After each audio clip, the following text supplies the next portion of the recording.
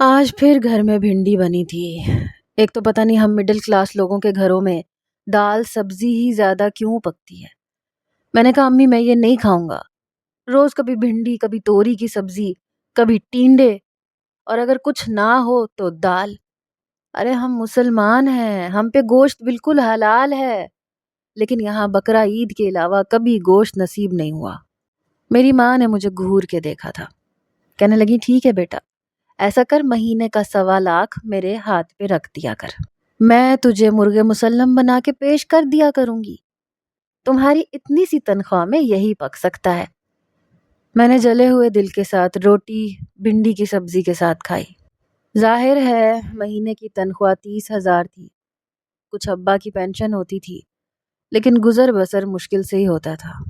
ایک بار میں گھر آیا تو میری ماں خالہ سے فون پہ کہہ رہی تھی، ہاں ہاں رقیہ تم بھیج دو شفا کو، کوئی مسئلہ نہیں ہے، احتشام کا کمرہ میں کل ہی خالی کروا لیتی ہوں۔ ارے اس کا کیا ہے، چھت پہ سو جایا کرے گا، تم بے فکر ہو کے شفا کو بھیج دو۔ یہ سن کر میں نے حیرت سے اپنی ماں کو دیکھا تھا۔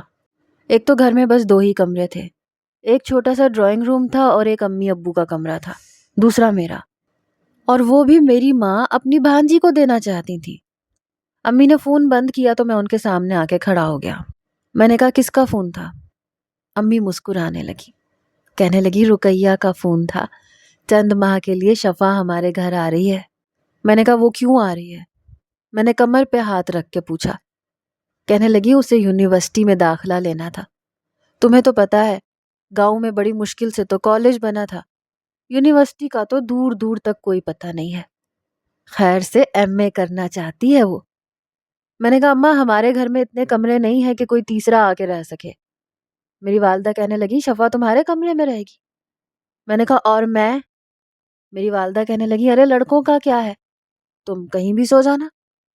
میں نے کہا کیا مطلب ہے آپ کا؟ اماں میں اپنا کمرہ کسی کو نہیں دوں گا، میں نے صاف انکار کیا تھا۔ اماں کہنے لگی میں تمہارے منہ سے ایک لفظ بھی نہ سنوں، دیکھو 2 دن بعد شفا یہاں پہ آ جائے گی، اور 2 دن کے اندر تم اپنا ضروری سامان کمرے سے باہر نکال لو۔ میں نے کہا میں کہاں جاؤں؟ کہنے لگی ہٹے کٹے چھڑے چھانٹ ہو، کہیں بھی 4 پائی ڈال کے سو جانا۔ میں نے کہا یہ آپ نے اچھی لگائی ہے، جب بھی کوئی مہمان آتا ہے مجھے کمرے سے باہر نکال دیتی ہیں۔ والدہ کہنے لگی تمہیں کیوں اتنی تکلیف ہو رہی ہے، تم کون سے بیوی بچوں والے ہو جو تمہیں کمرہ چاہیے؟ میں نے کہا ایک آدھ بیوی میری ہوتی کم از کم کمرے میں تو سو سکتا نا اس کے ساتھ۔ اماں کہنے لگی یہ اتنی کم تنخواہ میں اب کوئی نہیں آتی۔ میں نے کہا تو کیا کروں، چوری کروں، ڈاکے ڈالوں؟ میری والدہ کہنے لگی میرا دماغ کھانا بند کرو، کھانا بنا دیا ہے میں نے، کہتے ہو تو لگا دیتی ہوں۔ میں نے کہا رہنے دیں، یقیناً سبزی یا دال ہی پکی ہوگی۔ کہنے لگی آج جمعرات کا دن تھا تو آج دال کا دن ہے، جمعرات نہ بھی ہو تو دال ہی پکتی ہے، یا بھنڈی پک جائے گی اس گھر میں اور ہے ہی کیا؟ میری ماں کہنے لگی تم سے بڑا ناشکرا میں نے دنیا میں نہیں دیکھا۔ ارے وہ لوگ بھی تو ہیں جو روکھی سوکھی روٹی کھاتے ہیں، ان کے پاس کھانے کے لیے سبزی اور دال بھی نہیں ہوتی، پھر بھی اللہ کا شکر ادا کرتے ہیں۔ میں نے کہا آپ کی نظر بس ایسے ہی لوگوں پہ ہوتی ہے، ارے وہ بھی تو ہے جو روز ہائی ٹی کرتے ہیں، بڑے بڑے ہوٹلوں میں جا کے کھانا کھاتے ہیں، بڑے بنگلوں میں رہتے ہیں، گاڑیوں میں بیٹھتے ہیں۔ اماں آپ کی چھوٹی سوچ نے نا ہمیں کہیں کا نہیں چھوڑا، اپنے سے نیچے والے کو ہی دیکھتی رہتی ہیں، کبھی اوپر آنکھیں اٹھا کے بھی دیکھ لیا کریں۔ اماں کہنے لگی تم ہو نا اونچے اونچے خواب دیکھنے والے، دیکھتے رہو۔ میں نے کہا دیکھ لیجئے گا، کسی امیر لڑکی کو پٹا کے اس سے شادی کروں گا، اس جہنم میں کبھی نہیں رہوں گا۔ اماں کہنے لگی جاؤ میری طرف سے دفع ہو۔ میں نے کہا ہاں آپ تو کہیں گی کہ میں دفع ہو جاؤں، اور آپ اپنی شفا بیگم کو لا کے یہاں میرے کمرے میں حکمرانی کروا لیں اس سے، عجیب مصیبت ہے۔ میری بات سن کر میری ماں نے چپل اتاری تھی جو سیدھی میرے سر پہ جا کے لگی تھی۔ مجال ہے اماں کا نشانہ آج تک کبھی چونکا ہو۔ کہنے لگی خبردار جو تمہاری زبان سے میں نے ایسی باتیں سنی، مہمان اللہ کی رحمت ہوتا ہے۔ میں نے کہا اماں جوتا مت ماریے گا مجھے، سمجھی؟ اتنا بڑا ہو گیا ہوں میں، پتہ نہیں آپ کو شرم نہیں آتی جوان جہان بیٹے پہ جوتا اٹھاتے ہوئے۔ کہنے لگی جوان جہان بیٹے کو شرم آتی ہے ماں کے سامنے زبان چلاتے ہوئے؟ یاد رکھنا اگر تم نے شفا کے سامنے کوئی بھی الٹی سیدھی بات کی تو ایسے جوتے کھاؤ گے مجھ سے۔ میں غصے سے اپنے کمرے میں جا کے بیٹھ گیا، کھانا بھی نہیں کھایا۔ اور میں یہ بھی جانتا تھا میری ماں کا شمار ان ماؤں میں نہیں ہوتا کہ بیٹا روٹی نہ کھائے تو ماں کے دل کو قرار نہیں آتا، بار بار منت سماجت کرتی ہیں کہ بیٹا کھانا کھا لے ورنہ مجھے نیند نہیں آئے گی۔ بلکہ میری ماں کہتی تھی بھاڑ میں جاؤ، نہیں کھانا تو مت کھاؤ، اچھا دوپہر میں تمہارے ابا کے اور میرے کام آ جائے گا۔ پتہ نہیں میں کیوں غلط گھر میں پیدا ہو گیا تھا، میں اس ٹائپ کا تھا ہی نہیں، مجھے تو کسی بڑے گھر میں پیدا ہونا چاہیے تھا۔ ٹھاٹ باٹ ہوتے، گاڑیاں ہوتی، بڑا سا کمرہ ہوتا، وہ بھی اے سی والا۔ لیکن میری قسمت ہی خراب تھی۔ میری شکل دیکھ کے سب کو یہ لگتا تھا کہ میں بڑے ٹھیک ٹھاک گھرانے سے تعلق رکھتا ہوں، لیکن میری قسمت تو بس میں دیکھنے میں یہ ہینڈسم خوبصورت تھا، اسمارٹ تھا، لیکن جیب بالکل خالی۔ اور آج کل کی لڑکیاں شکل و صورت کے بجائے جیب اور بینک بیلنس دیکھنا زیادہ پسند کرتی ہیں۔ سچ پوچھیں تو مجھے بھی ایک ایسی لڑکی کی تلاش تھی جو امیر ہو، دولت مند ہو، اور اس کو میری اس شکل سے پیار ہو جائے، مجھ پہ مرنے مٹنے لگ جائے۔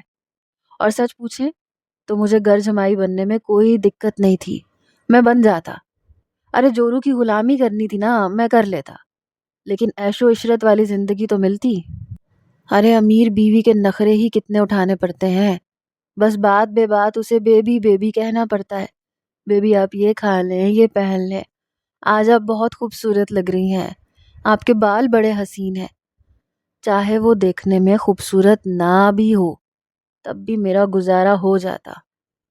یوں تو آفس میں بھی مجھے بہت سی لڑکیاں رسپانس دیتی تھیں، لیکن وہ تھی میری طرح مڈل کلاس، اور میرے باس کی بھی کوئی جوان خوبصورت بیٹی نہیں تھی کہ کوئی چانس ہی لگ جاتا۔ بس بیٹا تھا، وہ بھی باس کی طرح کھڑوس تھا۔ بہرحال 2 دن میں نے اپنا کافی حد تک سامان اٹھا کر ڈرائنگ روم میں بنی ہوئی ایک الماری کے اندر رکھ دیا، لیکن میں جانتا تھا کہ میری ماں مجھے صوفے پہ کبھی نہیں سونے دے گی۔ وہ 20 سال پرانے صوفے پہ سفید چادریں بچھا کے رکھتی تھی، جب مہمان آتے تھے تو وہ چادریں ہٹتی تھیں ورنہ ڈلی رہتی تھی، کہتی تھی صوفے پرانے ہو جائیں گے، برے لگیں گے۔ اس لیے ڈرائنگ روم میں تو سونے کا سوال ہی پیدا نہیں ہوتا تھا۔ میں جانتا تھا میرے لیے ایک چھت ہی بچ جاتی ہے، مجھے وہیں پہ چارپائی بچھا کے سونا پڑے گا۔ 2 دن بعد جب میں آفس سے واپس لوٹا تو گھر میں عجیب شور شرابے کی آواز آ رہی تھی۔ میں سمجھ گیا کہ اماں کی بھانجی گھر پہ آ چکی ہے۔ جیسے ہی میں اندر آیا تو میرا خالہ زاد فواد مجھے دیکھتے ہی کہنے لگا، بھائی جان تسی انی چھتی کم تو واپس آ جاندے ہو۔ ایک تو اس کی باہر کو نکلی ہوئی توند، اوپر سے لمبی لمبی مونچھیں، دیکھ کے مجھے وحشت ہوتی تھی، اس پر سے اس کی پنجابی۔ میں نے کہا آفس سے واپس آنے کا یہی وقت ہوتا ہے۔ سامنے شفا میری والدہ کے پاس اپنا اٹیچی کیس کھولے بیٹھی تھی، ایک اسٹیل کا ڈبہ امی کو پکڑاتے ہوئے کہنے لگی، خالہ جی اس میں نا دیسی گھی کے لڈو بھیجے اماں نے۔ پھر ایک پلاسٹک کا ڈبہ نکالا، پھر کہنے لگی، ہاں ہے فواد بھائی یہ کی کیتا تسی، اچار دی شیشی میرے نویں کڑائی والے جوڑے نال رکھ دیتی، اور میں نے کل یہ یونیورسٹی پہن کے جانا تھا۔ اچار کا سارا آئل اس کے نئے جوڑے پہ لگ چکا تھا۔ فواد کہنے لگا، مینوں کی پتا، اماں نے کہا سی رکھ دے، میں رکھ دیتا، چل کوئی نہ، اور بتھیرے جوڑے تیرے کول، کوئی بھی پہن لینا۔ اس کو اپنے جوڑے کے خراب ہونے کا بہت افسوس تھا، اس لیے سلام میں پہل بھی میں نے ہی کی۔ اس نے بس ایک نظر مجھے دیکھا، کہنے لگی وعلیکم السلام، کہنے لگی خالہ مجھے ذرا صابن دینا، میں اسے ابھی دھو لوں تاکہ اس کا داغ اور نشان ہٹ جائے۔ اس کے بیگ میں کپڑے کم اور ایسی خرافات زیادہ تھی، دیسی گھی کا ڈبہ الگ، دیسی گھی کے لڈو کا ڈبہ الگ، اچار الگ، یہاں تک کہ ساگ بھی تھا، جیسے شہر میں یہ سب چیزیں ملتی ہی نہ ہوں اور ہم لوگ ایسی چیزوں کے لیے ترسے ہوئے ہوں۔ میری ماں بڑی خوشی سے سارے ڈبے نکال نکال کے فریج میں رکھ رہی تھی، کہنے لگی رقیہ نے ساگ بھیج کے تو بہت ہی اچھا کیا۔ میں فواد کے ساتھ بیٹھ گیا، میں نے کہا یار تمہارے گاؤں میں دیسی مرغی نہیں ہوتی؟ کہنے لگا ہوتی ہے کیوں نہیں ہوتی، سارا کچھ ہوتا ہے جی۔ میں نے کہا تو 2-4 وہ بھی پکڑ کے لے آنی تھی۔ اسی بہانے ہمارا بھی کچھ بھلا ہو جاتا۔ یہ سن کر فواد کو تو شاید میری بات سمجھ میں نہیں آئی، پر امی مجھے گھورنے لگی، کہنے لگی سارم جا کے منہ ہاتھ دھو، میں نے بریانی بنائی ہے۔ یہ سن کر میری بات سے کھل گئی۔ میں نے کہا بہت بہت شکریہ آپ کا، آج شکرانے کے نفل ادا کروں گا کہ ہمارے گھر میں بھی کچھ اچھا پک گیا۔ میری ماں نے مجھے غصے سے کھا جانے والی نظروں سے دیکھا تھا، پھر شفا سے کہنے لگی اس کی عادت مذاق کرنے کی ہے۔ میں نے کہا یہ ایک عادت تو بچ گئی تھی میری۔ بہرحال میں ڈرائنگ روم میں گیا، جا کے اپنے کپڑے تبدیل کیے، کیونکہ میرا کمرہ تو خیر سے شفا بیگم کا ہو چکا تھا۔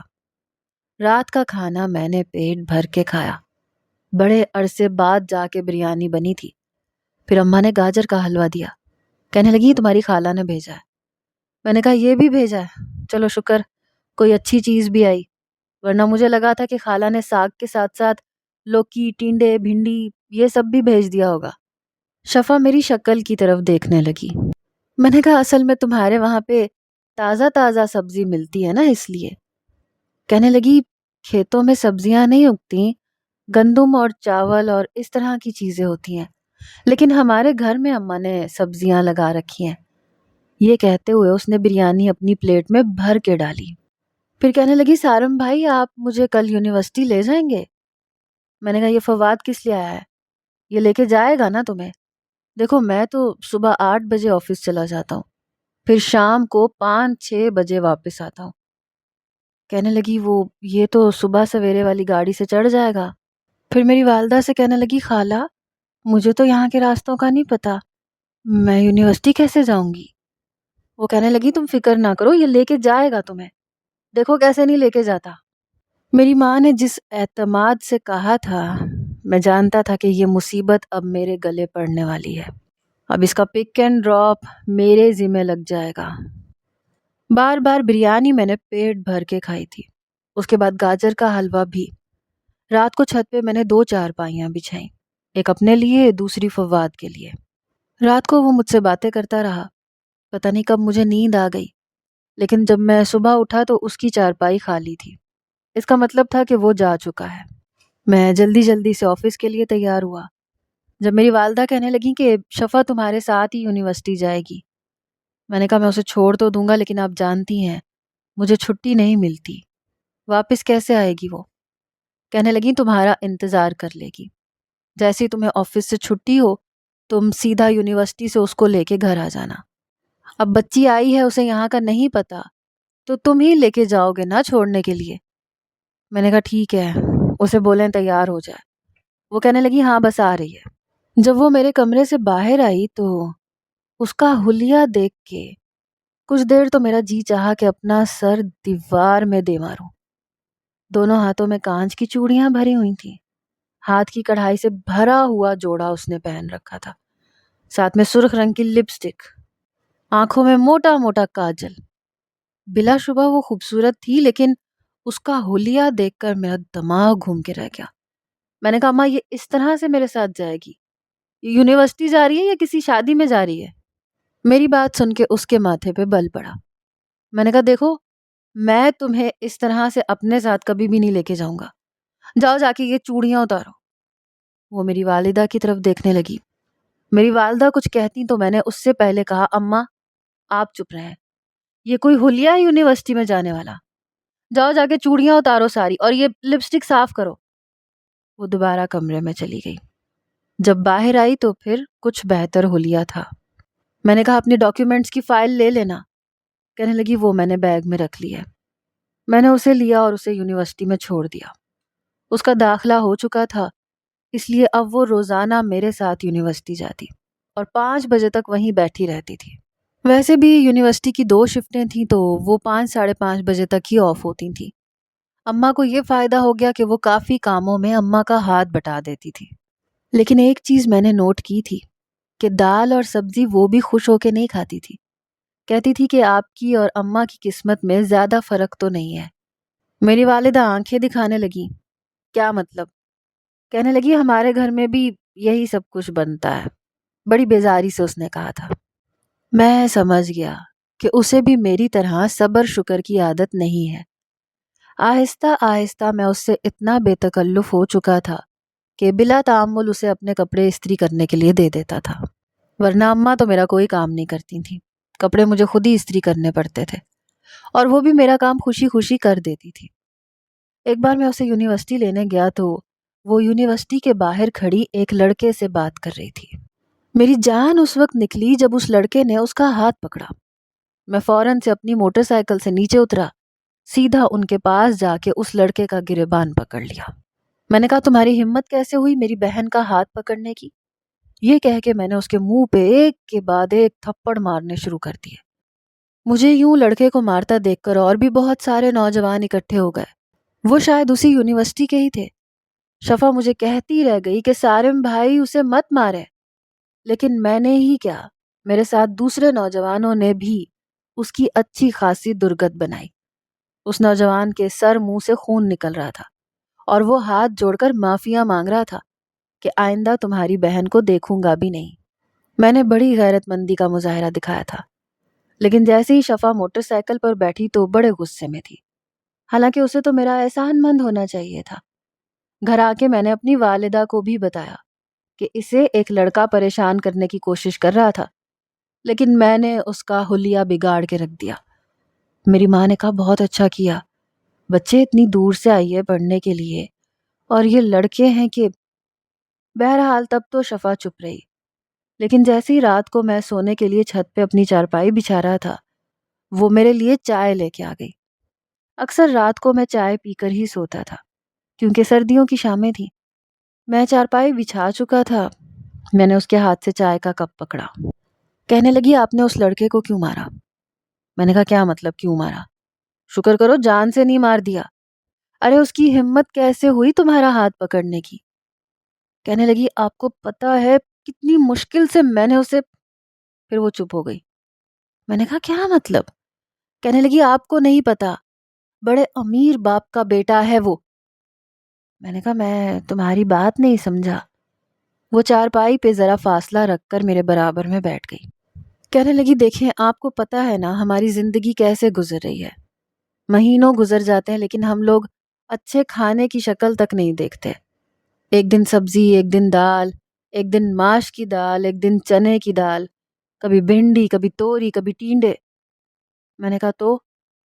کہنے لگی تو میں یہ چاہتی ہوں کہ میری شادی کسی اچھے گھرانے میں ہو جائے، ایک امیر اچھے لڑکے سے۔ اور آپ کو پتہ ہے خالہ ہو یا اماں، ہمیں خوبصورت شکل کے علاوہ ان سے کچھ نہیں ملا۔ نہ آپ کی اماں کی کوئی جائیداد ہے، نہ ابا کی، نہ میرے اماں ابا کی۔ میں نے کہا یہ بات تو ٹھیک ہے۔ کہنے لگی وہ لڑکا میری دوست کا بھائی تھا، بڑی مشکل سے میں نے اپنی کلاس کی ایک امیر لڑکی سے دوستی کی تھی، پھر آہستہ آہستہ اس کے بھائی سے سلام دعا کی، وہ مجھے پسند کرنے لگا تھا۔ لیکن آپ نے آ کر جو کچھ اس کے ساتھ کیا ہے، اب تو وہ مجھے نظر اٹھا کے بھی نہیں دیکھے گا۔ پچھلے 4 مہینے سے میں اس کوشش پہ لگی ہوئی تھی اور اب جا کے مجھے میرے صبر کا پھل ملنے والا تھا، لیکن آپ نے اچھا نہیں کیا۔ میں نے سوچا دھت تیرے کی، یہ لڑکی تو اپنی پارٹی کی لگتی ہے، اس کی بھی وہی خواہشات ہیں جو میری ہیں۔ میں نے کہا مجھے کیا پتا تھا، میں سمجھا کوئی لفنگا ہے تمہیں پریشان کر رہا ہے، اگر ایسی کوئی بات تھی تو تم مجھے بتا دیتی۔ کہنے لگی اب تو خیر جو ہونا تھا ہو گیا، اب دفع کریں، لیکن مجھے پھر سے محنت کرنی پڑے گی۔ پھر اٹھ کے کھڑی ہو گئی، پھر کہنے لگی آئندہ اگر آپ مجھے یوں دیکھیں تو پلیز سامنے والے کو مارنا مت شروع کر دیجیے گا۔ میں نے کہا ٹھیک ہے، آئندہ تم سے پوچھ لیا کروں گا۔ یہ کہہ کے وہ نیچے چلی گئی، لیکن میں سوچ میں پڑ گیا۔ کافی دیر سوچ بچار کرنے کے بعد میں اس نتیجے پہ پہنچا کہ اگر یہ کسی امیر لڑکی سے دوستی کرتی ہے اور اس کا بھائی اس سے شادی کے لیے تیار ہوتا ہے تو اس کی دوست کو میں بھی اپنی محبت کے جال میں پھنسا سکتا ہوں۔ ایک تیر سے 2 شکار ہو جائیں گے، اس کا بھی کام ہو جائے گا اور میرا بھی۔ یہ سوچ مجھے مسکرانے پر مجبور کر چکی تھی۔ میں نے سوچا کہ اگر میں اس کا ساتھ دوں تو یقیناً وہ بھی میرا ساتھ دے گی۔ میں اس کو کہوں گا کہ اپنی دوست سے میری تعریفیں کرے تاکہ وہ بھی میرے بارے میں بات کرے، دونوں کا ہی بھلا ہو سکتا تھا، کیونکہ وہ بھی اپنے حالات سے تنگ تھی اور میں بھی جان چکا تھا کہ یہاں یونیورسٹی وہ پڑھائی کرنے نہیں آئی بلکہ ایک اچھے رشتے کی تلاش میں آئی ہے۔ تبھی میک اپ کر کے جا رہی تھی اس دن، بڑی چالاک ہے۔ بہرحال اگلے روز جب صبح میں اس کو یونیورسٹی چھوڑنے جانے لگا تو میں نے کہا کہ رات کو جب تم چائے لے کر آؤ گی نا تو ذرا فرصت سے آنا، گھر کے سارے کام نمٹا کے، مجھے تم سے ضروری باتیں کرنی ہے۔ کہنے لگی کیا مطلب آپ کا؟ میں نے کہا بات کرنی ہے تم سے۔ کہنے لگی ٹھیک ہے آ جاؤں گی۔ بہرحال اگلے روز چھت پر میں چارپائی بچھائے اسی کا انتظار کر رہا تھا۔ وہ کچھ دیر سے آئی تھی، کچن کے برتن دھو کے سب کچھ سمیٹ کے۔ چائے اس بار اس نے 2 کپ بنائی تھی، 1 کپ اس نے میری طرف بڑھا دیا۔ میں نے چارپائی پہ بیٹھنے کا اشارہ کیا تو وہ کچھ فاصلہ رکھ کے بیٹھ گئی۔ وہ کہنے لگی جی۔ میں نے کہا یار تم کمال کی لڑکی ہو۔ میری بات سن کے کہنے لگی مجھے زیادہ غور سے دیکھنے کی ضرورت نہیں ہے، میں آپ سے شادی کبھی نہیں کروں گی، چاہے میں آپ کو کمال کی لگتی ہوں یا جو مرضی لگتی ہوں۔ وہ شاید یہ سمجھ رہی تھی کہ میں اسے پسند کرتا ہوں۔ میں نے کہا نہیں میرا ایسا کوئی ارادہ نہیں ہے، پاگل کتے نے کاٹا ہے مجھے جو میں تم سے شادی کروں گا۔ نہیں بھائی، تم سے شادی کا مطلب ہے ساری زندگی اسی طرح سسک سسک کے گزارنی پڑے گی۔ میں تم سے کچھ اور باتیں کرنا چاہتا تھا۔ کہنے لگی وہ کیا؟ میں نے کہا دیکھو میں تمہارا اس معاملے میں ساتھ دے بھی دوں تو مجھے کیا فائدہ ہوگا؟ میری بات پر اس نے مجھے عجیب نظروں سے دیکھا۔ کہنے لگی کیا فائدہ چاہیے آپ کو؟ دیکھیں میں صرف اچھا رشتہ چاہتی ہوں، میں اپنے شوہر کی کمائی میں سے آپ کو پیسے نہیں دوں گی، یہ فائنل ہے۔ میں نے کہا مجھے چاہیے بھی نہیں، مجھے کچھ اور بات کرنی ہے۔ کہنے لگی تو پہیلیاں کیوں بھجوا رہے ہیں، جلدی سے بتائیں کیا بات کرنی ہے۔ میں نے کہا دیکھو تم ایک امیر لڑکی سے دوستی کرو گی، اس کے کزن یا بھائی سے تمہارا رابطہ ہوگا، وہ تمہارا رشتہ لے کے آ جائیں گے، تمہارا بھلا ہو جائے گا۔ لیکن دیکھو نا میرا بھی تو تھوڑا سا بھلا ہونا چاہیے، تو جس بھی امیر لڑکی سے تم دوستی کرو گی اس کے سامنے میری تعریفیں کیا کرنا۔ جب میں تمہیں لینے آتا ہوں تو اسے کہنا کہ میرا یہ کزن بہت اچھا ہے، بہت محنتی ہے، تاکہ وہ بھی میری محبت میں گرفتار ہو جائے۔ اس طرح ایک تیر سے 2 شکار ہو جائیں گے۔ کہنے لگی میں سمجھی نہیں۔ میں نے کہا تمہاری دوست مجھ سے محبت کرنے لگے گی تو اس کی شادی مجھ سے ہو جائے گی۔ کہنے لگی وہ پاگل ہے کیا جو آپ سے محبت کرے گی اور اپنی امی کا گھر چھوڑ کے، بنگلہ چھوڑ کے یہاں یہ خالہ کے چھوٹے سے گھر میں آ کے رہے گی؟ لڑکیاں اتنی بے وقوف نہیں ہوتی۔ میں نے کہا میری بات سنو، ضروری نہیں ہے کہ وہ یہاں تمہاری خالہ کے گھر پہ آ کے رہے۔ ارے امیر لڑکیوں کی ذرا سوچ اور ہوتی ہے، وہ تمہاری طرح نہیں سوچتی کہ شادی کر کے سسرال جا کے رہنا ہے۔ اگر وہ کسی سے محبت کرے نا تو پھر اپنے ماں باپ کو مجبور کر دیتی ہیں کہ وہ انہیں اچھا اور بڑا گھر لے کر دیں، اس کو کاروبار سیٹ کروا کر دیں، اور اس گھر میں بھی رہوں گا اور تمہاری خالہ بھی وہاں چین سے رہیں گی، ہم دونوں کا کام ہو جائے گا۔ میری بات اب جا کے اس کی موٹی عقل میں گھسی۔ کہنے لگی ہاں یہ ہو سکتا ہے۔ میں نے کہا تو پھر تم میرا یہ کام کرو گی؟ کہنے لگی ہاں ٹھیک ہے میں آپ کا یہ کام کر دوں گی۔ میں نے کہا چلو تو پھر ملاؤ ہاتھ، آج کے بعد ہم دونوں پارٹنرز ہیں، تم اپنی کوئی بات مجھ سے نہیں چھپاؤ گی اور میں اپنی کوئی بات تم سے نہیں چھپاؤں گا۔ وہ میری بات مان گئی۔ پھر ایسے ہی ہوتا تھا، رات کو جب وہ چائے پینے آتی تو 1 کے بجائے 2 کپ لے آتی، ہم دونوں مل کر پلان بناتے۔ 1 مہینے بعد اس کی ایک امیر لڑکی سے دوستی ہو گئی جو دیکھنے میں زیادہ خوبصورت نہیں تھی، بس معمولی شکل و صورت کی تھی، لیکن بہت امیر تھی۔ میری خوشی کی انتہا اس دن دیکھنے والی تھی جب پہلی بار شفا نے مجھے نرمین سے ملوایا۔ وہ کہنے لگی یہ میرے کزن ہے، بہت اچھی فرم میں جاب کرتے ہیں۔ پہلی ہی نظر میں جیسے اس نے مجھے دیکھا تھا میں اسے ضرور اچھا لگا تھا، کیونکہ ہماری شکل و صورت بہت اچھی تھی۔ میں نے کہا کہ اور کچھ تو کام آ نہیں سکتا، ہو سکتا ہے یہ شکل میرے کچھ کام آ جائے۔ پہلی بار میرا دل اس وقت دھڑکا جب نرمین نے میری طرف ہاتھ بڑھایا مجھ سے ہاتھ ملانے کے لیے۔ شاید امیر لوگوں میں یہ معمولی بات ہوتی ہوگی، میں نے فوراً سے ہاتھ آگے بڑھا دیا۔ پھر شفا سے کہنے لگی تمہارے کزن تو بالکل فلمی ہیرو جیسے ہیں، بہت ڈیشنگ پرسنالٹی ہے۔ اس کے منہ سے اپنی تعریف سن کر میرا دل بانسری بجانے لگا، لیکن میں نہیں جانتا تھا کہ اس کے بعد میری زندگی میں ایسے ایسے انقلابات بھی آ سکتے ہیں، کیونکہ